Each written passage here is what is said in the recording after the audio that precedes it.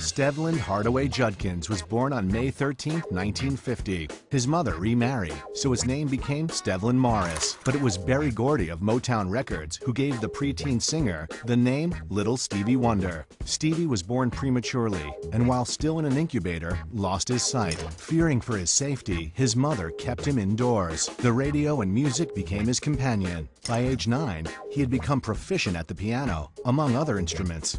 Berry Gordy signed Little Stevie to his Motown label, and in 1963, at the age of 13, Stevie Wonder had a #1 pop and R&B hit with the live recording Fingertips Part 2. His success continued through the late 60s with hits like Uptight and I Was Made to Love Her. He began to write for other Motown artists, including penning the hit Tears of a Clown for Smokey Robinson and the Miracles. In 1970, Stevie married a former Motown secretary, Sarita Wright, who partnered with him writing and doing production on the album Where I'm Coming From. In turn, Stevie produced Sarita's self-titled album, but within 2 years, the couple divorced.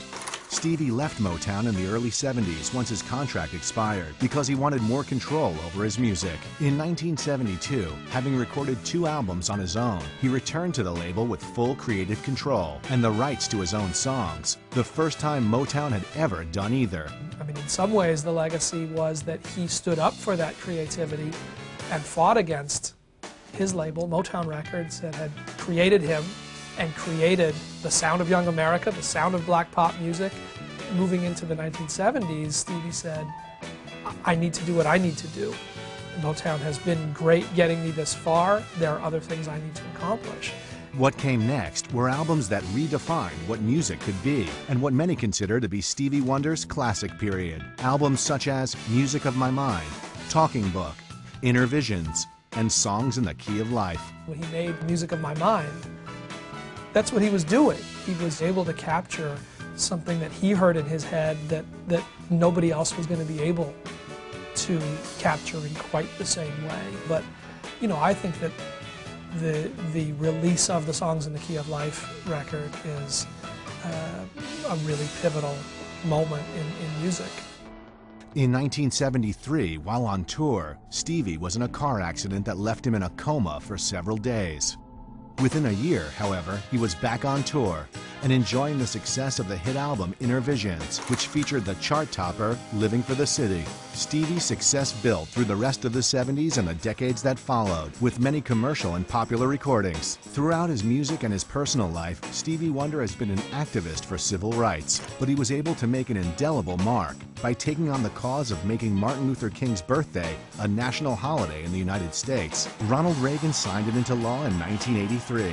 And the first official Martin Luther King Day in 1986 was commemorated with a concert where Wonder sang his hit single, Happy Birthday. When the book on the civil rights movement is written, Stevie Wonder will have an entry. When he stood up and said Martin Luther King's birthday should be a national holiday and put that into a song that we could dance to, I remember going back to Washington and people who didn't care 2 cents about politics all of a sudden were saying, hey man, you know, Martin Luther King, man, you know, it should be a holiday, man. Stevie Wonder has won a record-breaking 22 Grammys in his career. He is the youngest person to be honored by the Kennedy Center, and he was the first blind recipient of the Academy Award in 1985 when he won for Best Song from the soundtrack of The Woman in Red with I Just Called to Say I Love You. In his acceptance speech, he dedicated it to Nelson Mandela.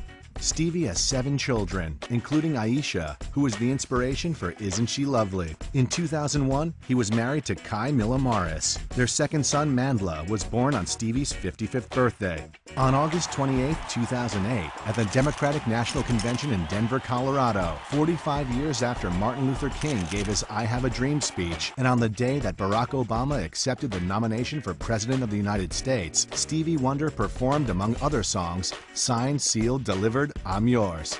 And I think his legacy as one who took control of his artistry is much more important than any of the single hits or any clusters of hits.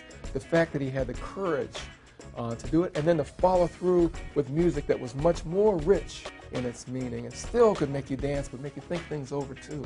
I think that's the legacy.